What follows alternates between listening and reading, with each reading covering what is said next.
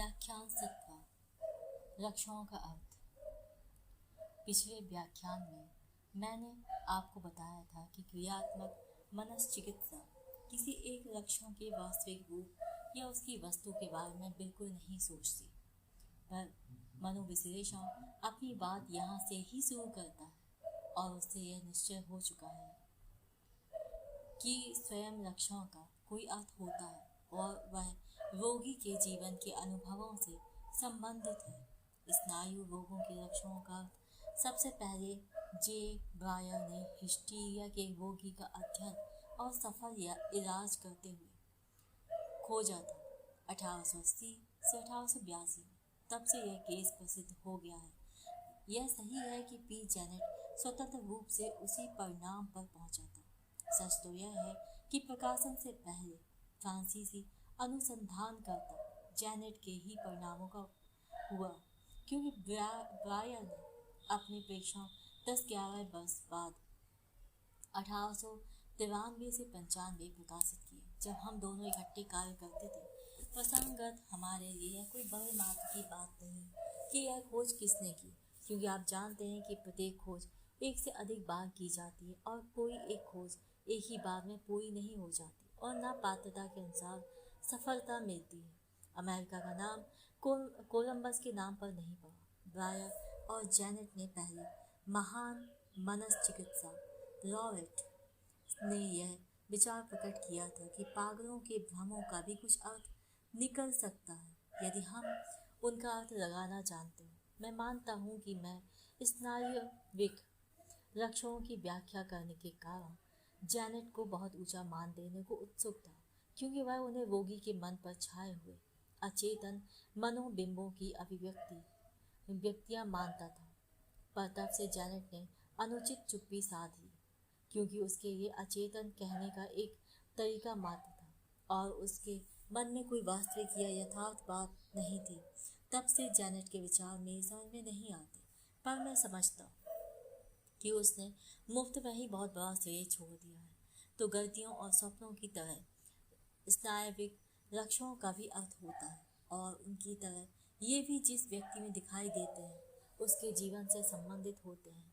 यह एक महत्वपूर्ण बात है जो मैं कुछ उदाहरणों से आपके सामने स्पष्ट करना चाहता हूँ।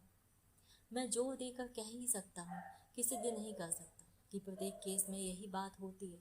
स्वयं प्रेक्षण करने वाले किसी भी आदमी को उसका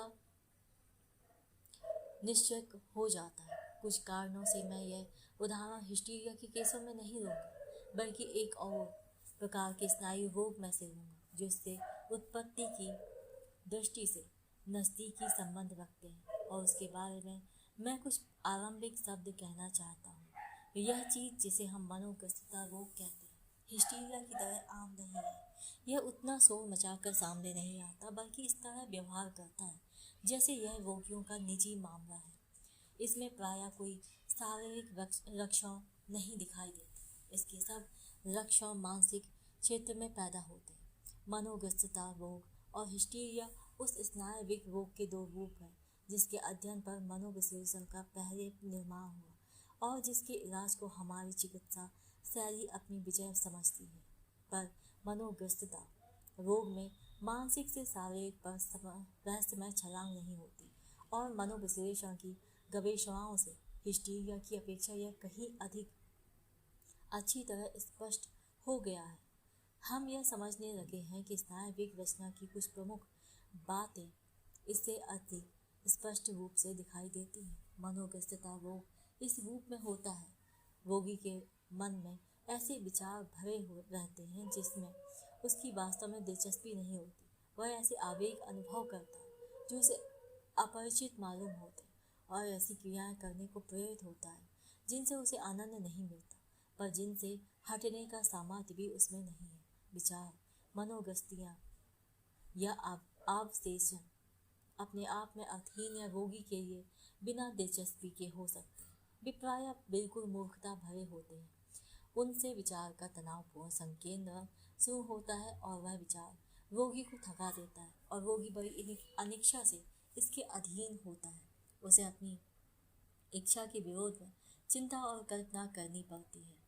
मानो वह उसके लिए जिंदगी या मौत का सवाल है। वह अपने अंदर जो आवेग देखता है वे भी वैसे ही मूर्खतापूर्ण और निरर्थक प्रतीत हो सकते हैं, परंतु अधिकतर इनमें कोई भयानक चीज होती है, जैसे भयंकर अपराध करने की फुसलाहट, और इसलिए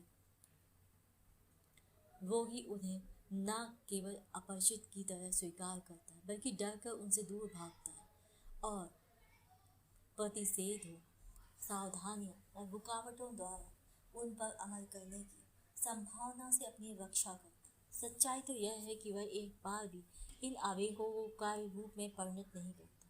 पलायन और सतर्कता सदा विजयी होती है। जो कार्य वह वास्तव में करता है वह बड़े हानिरहित और निश्चित रूप से तुच्छ कार्य होते हैं, जिन्हें मनोगस्तीय कार्य कहा जा सकता है, जो अधिकतर रोज के सामान्य कामों की आवृत्ति और जरा धूमधाम से किए गए कार्य ही होते हैं। और इस तरह इन सामान्य आवश्यक क्रियाओं, सोना, नहाना, धोना, कपड़े पहनना, घूमने जाना आदि को बड़े श्रमसाध्य और कठिन कार्य बना देता है। अस्वस्थ विचार, आवेग और क्रियाएं मनोग्रस्तता रोग के अलग अलग प्रारूपों और उदाहरणों में एक ही अनुपात में नहीं मिले होते। इसके विपरीत नियम यह है कि इन अभिव्यक्त रूपों में से एक प्रधान होता है और उसके नाम पर रोग का नाम पड़ता है, पर इसके सब रूपों में जो सामान्य अंश है वह काफ़ी असंदिग्ध है। निश्चित रूप से यह पागलपन का रोग है। मैं समझता हूँ कि मनश्चिकित्सा की अजीब से अजीब कल्पना भी इस जैसी कोई चीज़ नहीं बना सकती थी, और यदि हम उसे रोज आंखों से ना देखते होते तो हमारे लिए इस पर विश्वास करना भी बड़ा कठिन था। पर आप यह ना समझिए कि ऐसे रोगी को यह सलाह देकर कि अपना ध्यान इधर उधर ना होने दो, इन मूर्खतापूर्ण मनोबिंबों की ओर कोई ध्यान ना दो और इन अर्थहीन कार्यों के बजाय कोई काम की बात करो। आप उसे कुछ लाभ पहुंचा सकते हैं। यह तो वह स्वयं ही करना चाहता है, क्योंकि उसे अपनी दशा का पूरी तरह पता है। अपनी मनोग्रस्तता के लक्षणों के बारे में वह आपकी राय से सहमत है और वह बड़ी खुशी से अपनी राय देता भी है। बात सिर्फ इतनी है कि उसका अपने ऊपर बस नहीं है।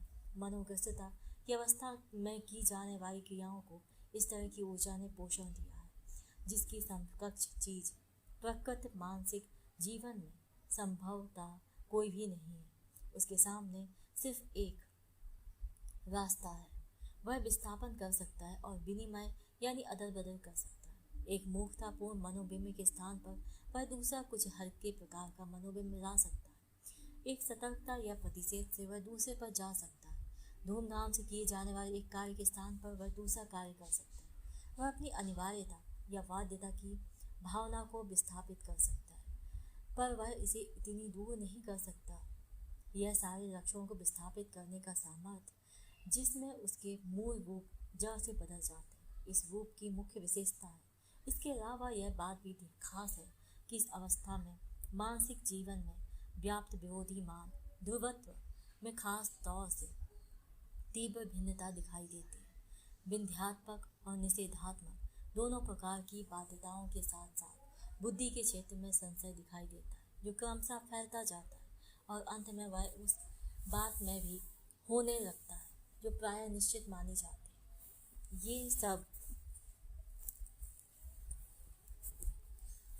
ये बातें मिलकर ऐसी स्थिति बना देते हैं जो निर्णय बुद्धि घटित होती है।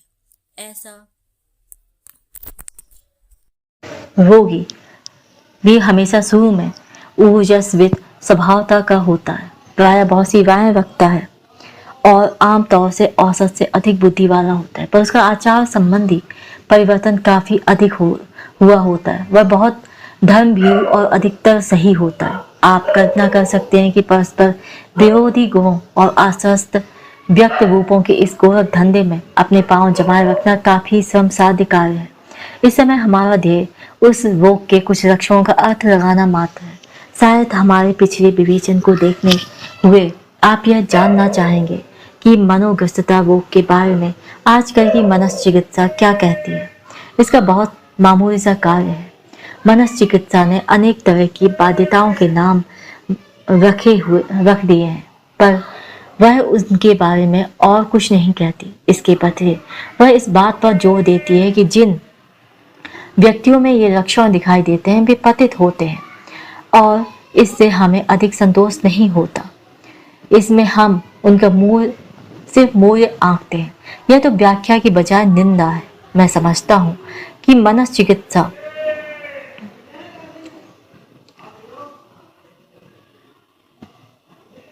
हमें यह बताना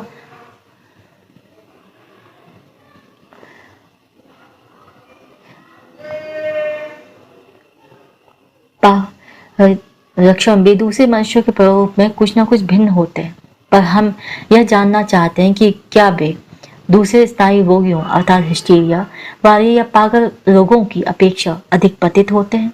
इस तरह स्वरूप निर्देश करना अत्यधिक साधारण वर्णन है। जब हम यह देखते हैं कि ऐसे लक्षण असाधारण योग्यता वाले उन नरनारियों में पाए जाते हैं जिन्होंने अपनी पीढ़ी पर अपने चिन्ह छोड़े हैं, तब यह संदेह होने लगता है कि क्या ऐसा कहना जरा भी उचित है कि उनकी अपनी विवेक बुद्धि और जीवन चरित्र लेखकों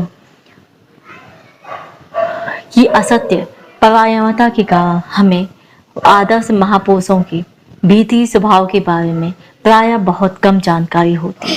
पर कभी कभी ऐसा अवश्य होता है कि उनमें से कोई सच्चाई के बारे में एमिल जोरा की तरह मतांध होता है, और तब हमें उन बहुत सारी असाधारण मनोग्रस्तता वाली आदतों का पता चल जाता है जिनसे उसने बहुत सारे कष्ट उठाया है।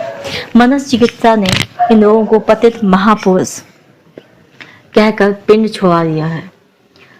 अच्छा किया, पर मनोविश्लेषण ने यह सिद्ध कर दिया कि इन असाधारण मनोग्रस्तता लक्षणों को दूसरे रोगों के लक्षणों की तरह और उस तरह जैसे उन लोगों में जो पतित नहीं है स्थायी रूप से हटाया जा सकता है। स्वयं मुझे ऐसा करने में बहुत बार सफलता मिली है। मनोग्रस्तता लक्षणों के विश्लेषण के मैं सिर्फ 2 उदाहरण दूंगा। उनमें से एक पुराना है, पर उससे अच्छा उदाहरण मुझे आज तक नहीं मिला, और एक हाल का है। मैं इन 2 उदाहरणों तक ही रहूंगा क्योंकि इस तरह का वर्णन बड़ा स्पष्ट होना चाहिए और उसे बहुत विस्तार में जाना होगा। लगभग 30 वर्ष आयु वाली एक महिला बड़े प्रबल मनोग्रस्तता का लक्षणों से पीड़ित थी। यदि दुर्भाग्य ने मेरा काम ना बिगाड़ दिया होता तो शायद मैं उसकी मदद कर सका होता। उसके बारे में शायद आगे चलकर मैं बताऊंगा। वह निम्नलिखित अजीब मनोग्रस्तता के कार्य एक दिन में कई बार करती थी। वह अपने कमरे में 2 में से दौड़कर पास वाले कमरे में चली जाती। वह कमरे के बीच में रखी हुई मेज के पास एक विशेष स्थिति में खड़ी हो जाती। घंटी बजाकर अपनी नौकरानी को बुलाती, उसे कोई मामूली सा हुक्म देती या बिना हुक्म दिए बाहर भेज देती और फिर दौड़कर अपने कमरे में लौट जाती। उसमें निश्चित रूप से कोई भय पैदा करने वाली बात नहीं थी, पर इसे कौतूहल तो पैदा हो ही सकता है। उसकी व्याख्या विश्लेषण के बिना कुछ किए बड़े सरल और सीधे तरीके से सामने आए। मैं कल्पना भी नहीं कर सकता कि मुझे इस मनोग्रस्तता के अर्थ की शंका भी कैसे हो सकती है या इसकी व्याख्या भी मैं कैसे कर सकता हूँ। मैंने रोगी से जब भी पूछा यह तुम ऐसा क्यों करती हो, उसका अर्थ है, तब उसने यही उत्तर दिया, मैं नहीं जानती।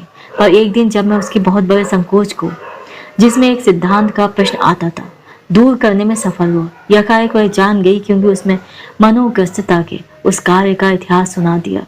लगभग 10 वर्ष पहले उसने अपने से बहुत अधिक आयु के एक आदमी से विवाह किया था जो सुहाग रात में नपुंसक सिद्ध हुआ था। पर उस रात सम्मोह का प्रयत्न करने के लिए अनेक बार अपने कमरे से दौड़कर उसके कमरे में गया, पर हर बार असफल रहा। सवेरे उसने क्रोध से कहा था, किसी आदमी को बिस्तर लगाने वाली नौकरानी की नजरों में गिरा देना ही काफी है, और पास ही परिराज स्याही की बोतल लेकर उसे चादर पर उलट दी थी, पर ठीक उस स्थान पर नहीं उल्टा था जहां ऐसा निशान हो सकता था। पहले मैं यह नहीं समझ सका कि इस स्मृति का प्रस्तुत मनोग्रस्तता कार्य से क्या संबंध हो सकता है, क्योंकि मुझे दोनों स्थितियों में इसके अलावा कोई समानता नहीं दिखाई दी थी कि एक कमरे से दूसरे कमरे में दौड़ने और शायद नौकरानी की घटना स्थल पर आने की बातें एक सी हैं।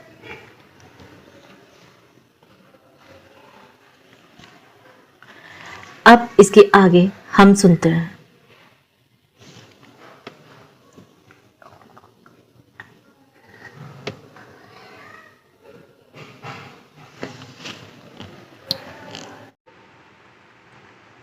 तब वो गई, मुझे साथ के कमरे में मेज के पास ले गई, जहां मैंने मेज पोस्ट पर एक बड़ा निशान देखा। उसने यह भी बताया कि मैं मेज के पास इस तरह खड़ी होती हूँ कि जब नौकरानी अंदर आए तब वह इस निशान को निश्चित रूप से देख सके और उसके एक कमरे में दूसरे कमरे में जाने का अनुसरण करके वह अपनी बात कह सके। हालांकि अभी इसके बारे में कुछ जानना बाकी था। मनोगस्ता और सुहागरात की घटना के संबंध सूत्र के बारे में मैं कोई शक नहीं रह सकता था, क्योंकि अभी इसके बारे में बहुत कुछ जानना बाकी था। प्रथम तो यह बात स्पष्ट थी कि रोगिणी अपने आप को अपना पति बना रही थी।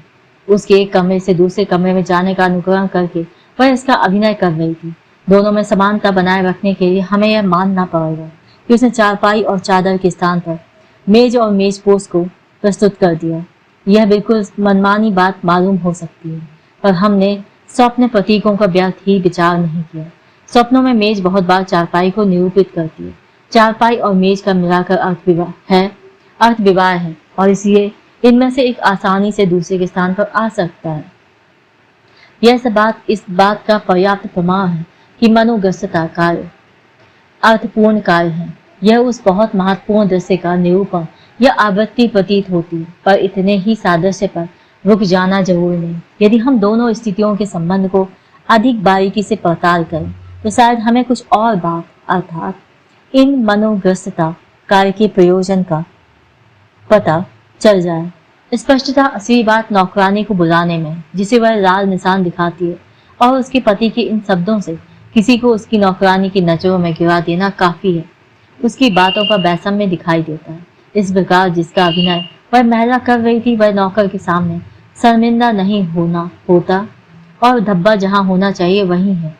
इसलिए हम देखते हैं कि उसने दृश्य को सिर्फ दोहराया नहीं है, बल्कि उस सिलसिले को जारी रखा है और उसमें संशोधन किया और उसे ऐसा रूप दे दिया है जो इसका होना चाहिए था।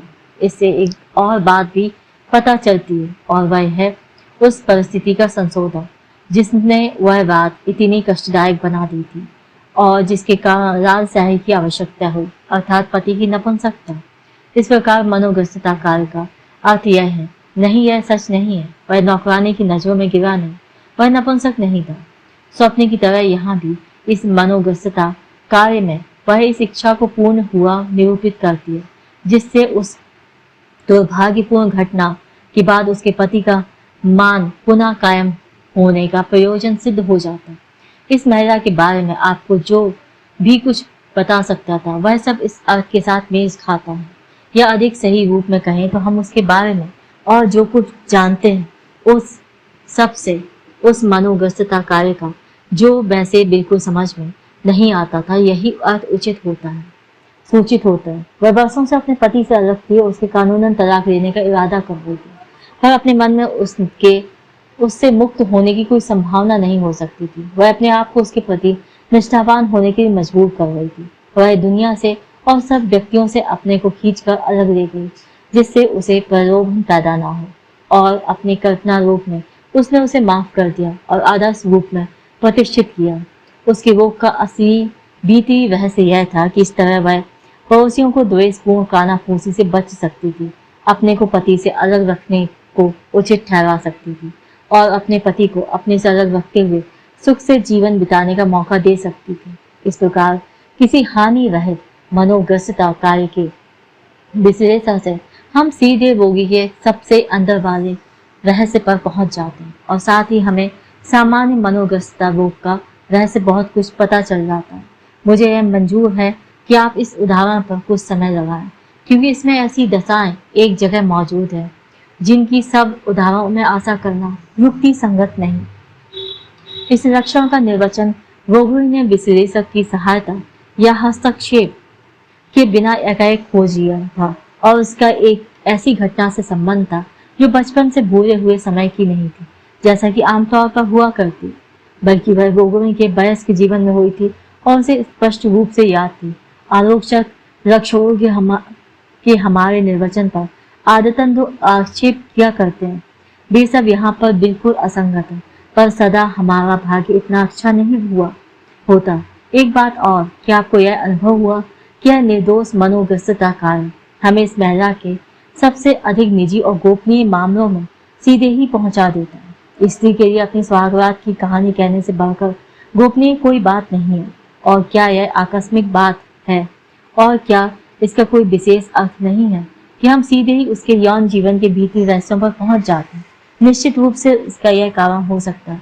मैंने यही उदाहरण चुना। इस प्रश्न पर जल्दी में फैसला ना कीजिए, बल्कि दूसरे उदाहरण पर विचार कीजिए जो बिल्कुल दूसरी तरह का है। और इस तरह के उदाहरण अर्थात सोने से पहले किए जाने वाले कृत्यों के उदाहरणों में से है एक 19 वर्ष की अच्छी तरह पली पुसी हुई होशियार लड़की जो अपने माता पिता की एकमात्र संतान थी और शिक्षा तथा बौद्धिक कार्य में उनसे बढ़ चढ़कर थी। बड़ी चपल और उत्साही लड़की थी, पर कुछ वर्षों से वह बड़ी चिड़चिड़ी हो गई थी, जिसका कोई कारण दिखाई नहीं देता।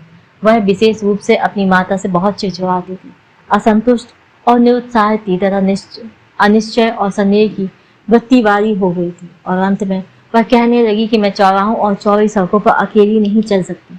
हम उसकी जटिल दशा पर बहुत बारीकी से विचार नहीं करेंगे।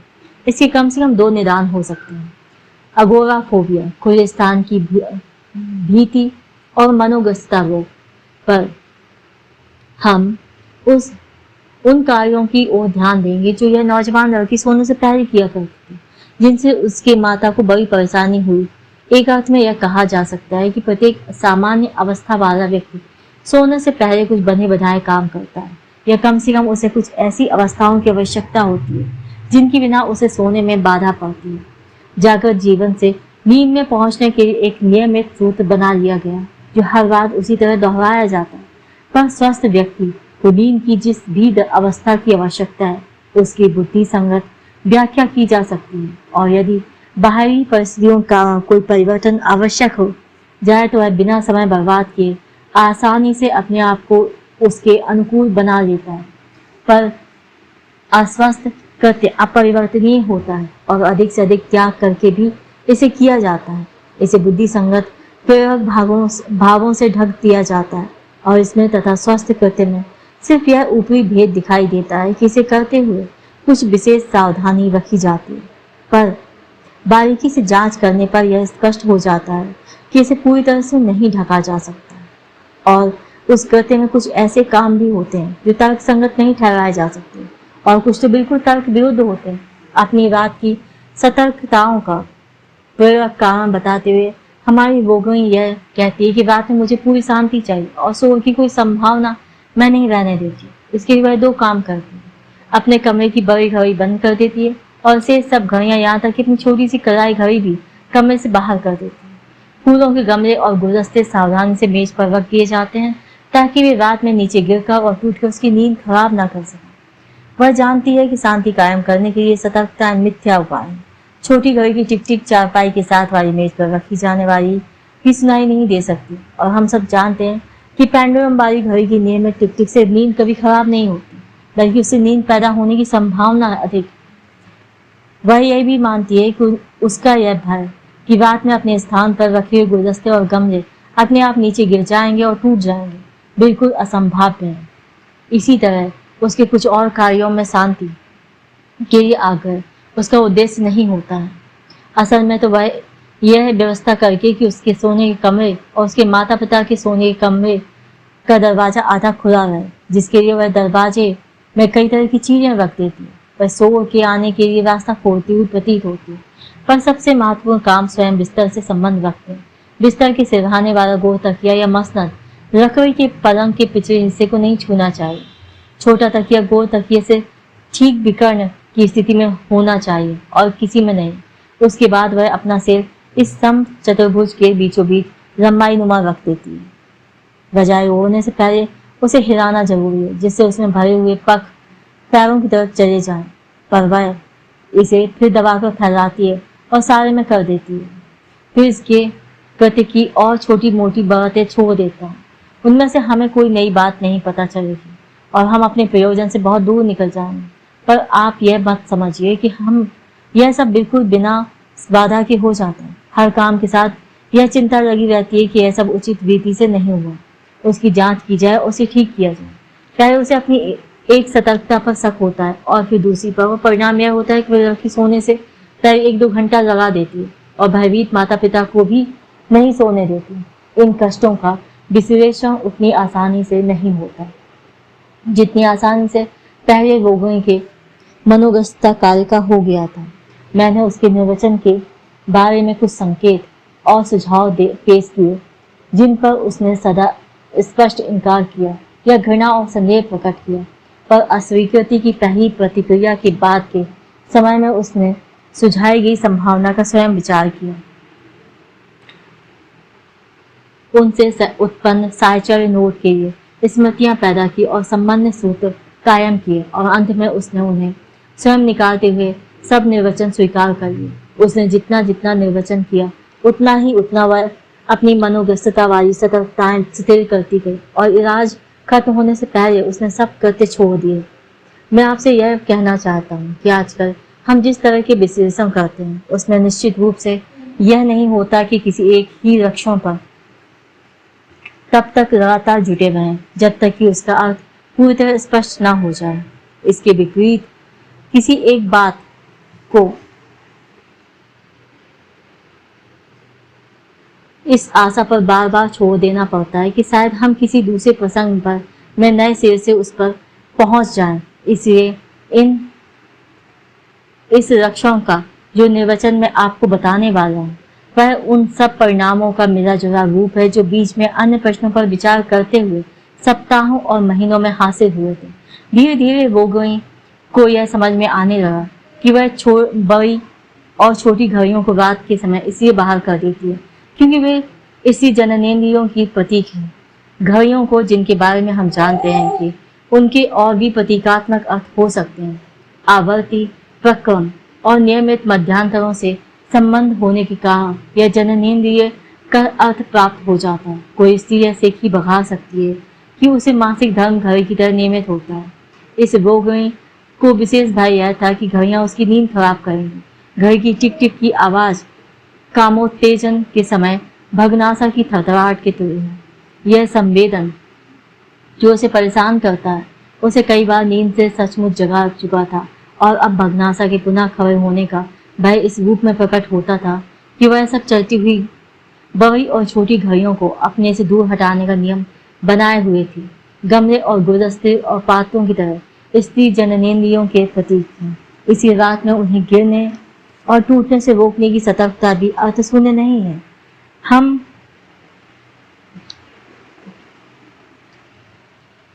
यह पता संभवतः हम वहां सब लोग एक एक टुकड़ा लेकर प्रतीकात्मक रूप में स्वीकार करते हैं कि अब हमारा इस वधु पर कोई दावा नहीं है।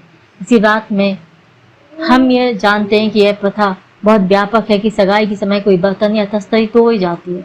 यहाँ मौजूद सब लोग एक एक टुकड़ा लेकर प्रतीकात्मक रूप में यह स्वीकार करते हैं कि अब हमारा इस वधु पर कोई दावा नहीं है।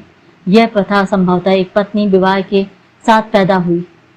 रोगिणी ने अपने कृत्य के इस हिस्से पर भी कुछ स्मृति और साहचर्यों से रोशनी डाली। एक बार बचपन से वह कांच या चीनी मिट्टी का बर्तन ले जाते हुए गिर पड़ी थी जिससे उसकी उंगली कट गई थी और उससे बुरी तरह खून बहने लगा था।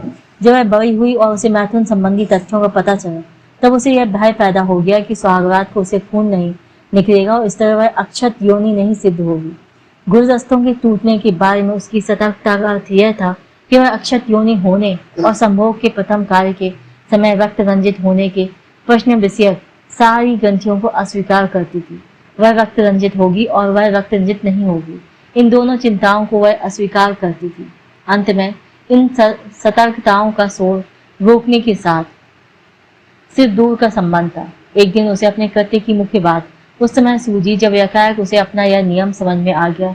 वह गोल तकिए को चारपाई के पिछले हिस्से से नहीं छूने देती थी। उसने कहा कि गोल तकिया मुझे सदा औरत मालूम होता था और चारपाई का सीधा खड़ा हुआ पीछे का हिस्सा आदमी मालूम होता था। इसे वह मानो जादू करके आदमी और औरत को अलग रखना चाहती थी, अर्थात माता पिता को अलग अलग करना और उनका संभोग रोकना चाहती थी। उसके कृत्य के शुरू होने से वर्षों पहले उसने एक अधिक सीधे तरीके से यह सच सिद्ध करने की कोशिश की थी। उसने भय का दिखावा किया था, यह भय की प्रवृत्ति का लाभ उठाया था जिससे उसके सोने के कमरे और उसके माता पिता के सोने के कमरे के बीच का दरवाजा बंद न किया जाए। यह नियम अब भी उसके मौजूदा कृत्य में सचमुच शामिल था। इस प्रकार उसने अपने माता पिता की बातचीत चुपके चुपके सुन पाने का तरीका बना लिया था। इस कार्य में किसी समय उसे महीनों नींद नहीं आई थी। अपने माता पिता को इस तरह परेशान करके ही वह संतुष्ट नहीं हुई थी और कभी कभी वह उस समय माता और पिता के बिस्तर में उसके बीच में सोने में भी सफल हुई थी। गोल तकिया और चारपाई तब वास्तव में इकट्ठे नहीं मिल सके थे। जब अंत में वह इतनी बड़ी हो गई कि माता पिता के साथ उस बिस्तर में सुविधा के साथ नहीं सो सकती थी, तब उसने जानबूझकर भय का दिखावा करके और अपनी माता से अपना स्थान बदल कर तथा पिता के साथ पास उसका स्थान लेकर वही प्रयोजन पूरा किया। निश्चित रूप से इस घटना से ही उसके कल्पना रोग का आरंभ हुआ, जिसका प्रभाव उसके कृत्य में स्पष्ट दिखाई देता था। यदि गोल तकिए का अर्थ और था तो रजाई हिलाकर सब पैरों की ओर ले जाने का, जिसमें तली में एक उभार बन जाए, भी कुछ अर्थ था। उसका अर्थ था स्त्री को निषेचित करना, अर्थात उसको गर्भाधान कराना। उसने गर्भावस्था को फिर भी दूर नहीं किया, क्योंकि बरसों वह इस बात से डरी गई थी कि उसके माता पिता के संभोग से कोई और बच्चा पैदा हो जाएगा, इस तरह उसका कोई प्रतिस्पर्धी आ जाएगा। दूसरी ओर यदि बड़े गोल तकिए का अर्थ माता था तो छोटे तकिए का अर्थ पुत्री ही हो सकता था। तो यह तकिया बड़े तकिए पर टेवा करके क्यों रखा जाता था? उसका सिर सीधा, सिर ठीक उसके बीच में लंबाई नुमा क्यों रखा जाता था? उससे आसानी से ध्यान आ जाता था कि दीवारों पर बनाए गए चित्रों में चतुर्भुज का प्रयोग खुली स्त्री जननेंद्रियों को सूचित करने के लिए किया जाता है। पुरुष पिता का कार्य इस तरह वह स्वयं करती थी और पुरुष सिंह के स्थान पर अपना सिर रखती थी। देखिए, बधिया करने के लिए सिर काटने का प्रतीक। आप कहेंगे कि कुमारी लड़की के दिमाग में यह कैसे भयंकर विचार चल रहे हैं। मैं बात मानता हूँ, पर यह ना भूलिए कि मैंने ये विचार बनाए नहीं, उन्हें सिर्फ उन्हें उभार दिया। सोने से पहले इस तरह के कृत्य या काम काज भी काफी विचित्र बात है, और इस काम काज और उसकी कल्पना सृष्टि में निर्वचन से जो सादृश्य और संबंध प्रकट हुआ है, इससे आप इनकार नहीं कर सकते। परंतु मेरे लिए अधिक महत्व की बात यह है कि आप इस बात पर ध्यान दें, यह कामकाज किसी एक ही कल्पना सृष्टि का परिणाम नहीं था, बल्कि इसमें कई कल्पना सृष्टियां मिली हुई थी, जिनकी कहीं एक गांठ या बंधन केंद्र होगा। यह भी देखिए कि कामकाज की विस्तृत व्याख्या बातों से विंध्यात्मक और निषेधात्मक दोनों रूपों में यौन इच्छाओं का पता चलता है। कुछ अंश में ये यौन इच्छाएं ही अभिव्यक्ति हैं और कुछ अंश में उनके विरुद्ध सफाई है। इस कामकाज के विश्लेषण को रोगियों के दूसरे लक्षणों के सिलसिले में रखकर और भी बहुत सी जानकारी प्राप्त की जा सकती है, पर इस समय हमारा वह प्रयोजन नहीं है। आपको पिता के प्रति काम आसक्ति जो बहुत पहले बचपन में ही पैदा हो गई थी, जिसने उस लड़की को परवश बना दिया था कि निर्देश से ही संतुष्ट हो जाना चाहिए था। शायद इसी कारण वह अपनी माता से इतना बैर भाव रखती थी। हम इस तथ्य को भी नजरअंदाज नहीं कर सकते कि इस लक्षण से भी हम रोगियों के यौन जीवन पर ही पहुंचेंगे। स्नायु रोगों के लक्षणों के अर्थ और प्रयोजन में हम जितना अधिक जाएंगे, इस पर हमें उतना ही कम आश्चर्य होगा। दो छटे हुए उदाहरणों से मैंने आपके सामने यह दिखलाया है कि गलतियों और सपनों की तरह स्नायविक लक्षणों का भी अर्थ होता है और उनका रोगी के जीवन की घटनाओं से निकट संबंध होता है। क्या दो उदाहरणों के बल पर मैं आपसे इस विशेष महत्वपूर्ण कथन पर विश्वास कर लेने की आशा कर सकता हूँ? नहीं। पर क्या आप मुझसे यह आशा कर सकते हैं कि मैं आपको तब तक उदाहरण देता जाऊंगा जब तक आप कह ना दें कि हमें विश्वास हो गया? यह भी नहीं, क्योंकि प्रत्येक केस का जितना विस्तृत और पूरा विवेचन करना पड़ता है, उसे देखते हुए मुझे स्नायु रोगों के सिद्धांत में इस एक प्रश्न पर सारे सत्र में प्रति सप्ताह 5 घंटे लगाने होंगे। इसलिए मैं बेनमूने देकर ही संतोष करूंगा जो अपने कथन के साक्ष्य में मैंने दिए हैं, और विशेष जानकारी के लिए आपका ध्यान इस विषय के साहित्य की ओर खींचूंगा। ब्रायर के पहले केस हिस्टीरिया के लक्षणों का प्रसिद्ध निर्वचन तथा कथित डिमनेसिया प्रीकॉक्स अर्थात स्वयं पोक्सी मनोवैकल्य के प्रमुख अस्पष्ट लक्षणों का सीजी युग द्वारा किया हुआ वह उल्लेखनीय विशदीकरण जो उसने तब किया था जब वह सिर्फ मनोविश्लेषक था और तत्काल भविष्यवक्ता बनने की आकांक्षा नहीं रखता था। और हमारी पत्र पत्रिकाओं में आने वाले इस तरह के सब केस उसके लिए अच्छी अध्ययन सामग्री है। इस तरह की खोजबीन बहुत हुई है। स्नायविक लक्षणों का विश्लेषण, निर्वचन और अनुवाद मनोविश्लेषकों को इतना आकर्षक लगा है, और इसकी तुलना में उन्होंने स्नायु रोगों की दूसरी समस्याओं को कुछ समय के लिए भुला दिया है। आप में से जो भी व्यक्ति इस प्रश्न का अध्ययन करने के लिए आवश्यक परिश्रम करेगा वह साक्ष्य सामग्री की प्रचुरता से निश्चय ही बहुत प्रभावित होगा, पर उसके रास्ते में कठिनाई भी आएगी। लक्षणों का, जैसा कि हम देख चुके हैं, रोगी के जीवन से संबंधित होता है। वह लक्षण जिसका जितना व्यवस्थित बना होगा उतना ही स्पष्टता हम यह संबंध सूत्र स्थापित करने की आशा कर सकते हैं। तब वह कार्य एक खास खोज बन जाता है, क्योंकि उसे भूतकाल की स्थिति की प्रत्येक अनुपयोगी क्रिया और प्रत्येक अर्थहीन विचार जिसमें वह विचार और क्रिया उचित होते एक उपयोगी प्रयोजन सिद्ध करते हैं। उस रोगिणी का मनोग्रस्तता काल जो दौड़कर मेज पर पहुंचती थी और नौकरानी को बुलाने के लिए घंटी बजाती थी, इस तरह के लक्षणों का सबसे बढ़िया नमूना है। पर एक सर्वथा भिन्न प्रारूप के लक्षण बहुत बार दिखाई देते हैं। ये वे लक्षण हैं जिन्हें हम रोग के प्रारूपिक लक्षण कहते हैं। ये प्रत्येक केस में प्राय एक से होते हैं, इनमें फर्क प्राय दिखाई नहीं देते या बहुत ही थोड़े होते हैं, और इसलिए उनका रोगी के जीवन या उसके भूतकाल की विशेष स्थितियों से संबंध जोड़ना कठिन होता है। दूसरी रोगिणी के नींद से पहले के कामकाज बहुत सी दृष्टियों से बिल्कुल प्रारूपिक है, यद्यपि उसमें कुछ निजी विशेषताएं भी हैं, जिसके कारण यह कहा जा सकता है कि उसका ऐतिहासिक निर्वचन भी हो सकता है।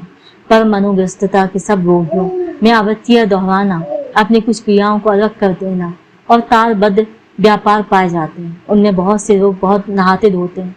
जो रोगी अगोराफोबिया, टोपोफोबिया अर्थात स्थान भीति के रोगी होते हैं, अब यह रोग मनोग्रस्तता रोग नहीं माना जाता, बल्कि इसे चिंता हिस्टीरिया में गिना जाता है। रोग चित्त की वही विशेषताएं फिर पेश करते हैं। वे घिरे हुए स्थानों, चौड़े खुले चौराहों, लंबी सड़कों, गलियों से डरते हैं। यदि कोई उनके साथ हो या कोई सवारी उनके पीछे आ रही हो तो वे रक्षित अनुभव करते हैं। तो भी इतनी समानता रखते हुए अलग अलग मरीजों में अपनी दशाएं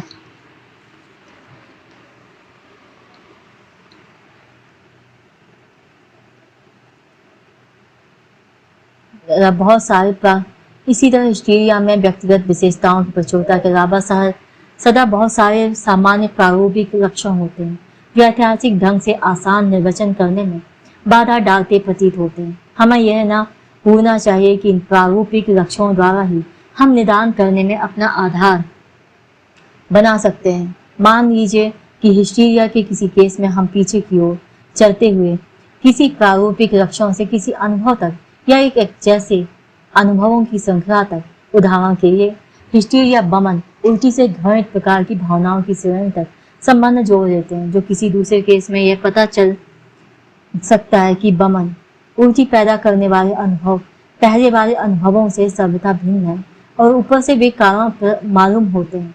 इस तरह विभ्रम हो जाता है और ऐसा लगने लगता है कि जैसे किसी अज्ञात कारण से हिस्टीरिया के रोगियों को बमन या उल्टी अवश्य होनी चाहिए और मनोविश्लेषण द्वारा प्रकाश में लाए गए ऐतिहासिक कारण बहाने मारते हैं, जो भीतरी आवश्यकता के कारण मौका मिलने पर अपनी प्रयोजन सिद्धि के लिए अपना लिए गए हैं। इससे हम इस निराशाजनक नतीजे पर पहुंचे कि यद्यपि स्नायविक लक्षणों के व्यक्तिगत रूपों की संतोषजनक व्याख्या रोगी के अनुभवों से उसका संबंध स्थापित करके निश्चित रूप से की जा सकती है, तो भी उन्हीं केसों में अधिकतर होने वाले प्रारूपिक लक्षणों में हमारा विज्ञान असफल रह जाता है। इसके अलावा मैंने किसी लक्षण के ऐतिहासिक अर्थ की दृढ़ता से खोज करने में आने वाली सब कठिनाइयां आपके सामने नहीं रखी हैं और ना मैं उन्हें रखूंगी, क्योंकि यद्यपि मैं आपसे ना कोई चीज छिपाना चाहता हूँ और ना किसी चीज की सेखी बघाड़ना चाहता हूँ, पर हमारे इस मेरे जो अध्ययन के रूप के शुरू में ही मैं आपको विभ्रम और गड़बड़ी में नहीं डालना चाहता। यह सच है कि लक्षण निर्वचन को समझना अभी हमने शुरू ही किया है, पर जो जानकारी हमें प्राप्त हुई है उसे हम याद रखेंगे और अज्ञात बातों की कठिनाई को एक एक करके हल करेंगे। आपको इस विचार से शायद खुशी होगी कि इस तरह के लक्षण और दूसरी तरह के लक्षण में कोई मौलिक अंतर मानना संभव नहीं है। यदि लक्षण का व्यक्तिगत रूप रोगी के अनुभवों से इतने निश्चित रूप से संबंधित है, तो संभव है कि प्रारूपिक लक्षण ऐसे अनुभव से संबंधित हो जो स्वयं प्रारूपिक है और सारी मनुष्य जाति में सामान्य है। स्नायु रोग की अन्य सदा पाई जाने वाली विशेषताएं जैसे मनोग्रसिता रोग की पुनरावृत्ति और संदेह ऐसी व्यापक प्रतिक्रियाएं हो सकती हैं जिन्हें रोगी अस्वस्थ परिवर्तन के स्वरूप के कारण अतिरंजित करने को मजबूर होता है। संक्षेप में बात यह है कि निराश होकर जल्दी से हाथ पांव छोड़ देना उचित नहीं है। हमें यह देखना चाहिए कि हम और क्या पता लगा सकते हैं। इसी तरह की कठिनाई स्वप्नों के सिद्धांत में आई थी, जिसकी मैं अपने स्वप्नों के विवेचन के समय पूरी तरह व्याख्या नहीं कर सका था। स्वप्नों की व्यक्त वस्तु बहुत रूपों में होती है और अलग अलग व्यक्ति में उसका बड़ा भिन्न रूप होता है और हम बड़े विस्तार में यह दिखा चुके हैं कि इस वस्तु के विश्लेषण से क्या जानकारी प्राप्त हो सकती है। पर ऐसे स्वप्न भी होते हैं जो उसी तरह प्रारूपिक कहे जा सकते हैं और प्रत्येक को आते हैं, अर्थात एक ही वस्तु वाले स्वप्न जिनके विश्लेषण में एक ही कठिनाई आती है। ये गिरने, उड़ने, पहने, तैरने, रोके जाने, नंगा होने के स्वप्न और ऐसे दूसरे चिंता स्वप्न होते हैं जिनमें संबंधित व्यक्ति के अनुसार पहले एक और फिर दूसरा निर्वचन होता है और उनके बार बार एक से तथा प्रारूपिक रूप में आने की कोई व्याख्या नहीं हो पाती। पर हम देखते हैं कि इन स्वप्नों में भी सामान्य जीवन जमीन पर व्यक्तिगत विशेषता की सजावट मौजूद होती है। संभवतः वे भी दूसरे तरह के स्वप्नों के अध्ययन से स्वप्न जीवन विषय अन्य जानकारी के साथ सुसंगत हो सकते हैं, पर किसी जबरदस्ती या खींचतान द्वारा नहीं, बल्कि इन चीजों को समझने का क्षेत्र धीरे धीरे विस्तृत करके। Thank you very much for the listening. Have a nice day. This is the end of the lecture 17. Thank you very much.